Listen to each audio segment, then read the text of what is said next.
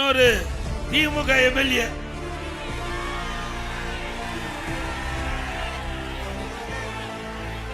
அவரு எல்லாம் பணத்தை திருடுவாங்க, நகையை திருடுவாங்க, கிட்னி திருடுறாங்க. உங்க ஊரு தாங்க, எல்லாம் உஷாரா இருங்க. வறுமையின் காரணம் ஸ்டாலின் சொல்றார், திராவிட முன்னேற்ற கழக ஆட்சியில தேளாரும் தேனாரும் போலாரும் ஓடுது, மக்கள் மகிழ்ச்சியோடு இருக்கிறாங்க, வறுமை என்ற சொல்லே இல்லை என்று. வறுமையின் காரணமாக, வறுமையின் கொடுமையின் காரணமாக ஏழை தன்னுடைய கிட்னிய அவர்கள் பணத்தாசை காட்டி வறுமையை பயன்படுத்தி முறைகேடா கிட்னிய எடுத்திருக்கிறாங்க.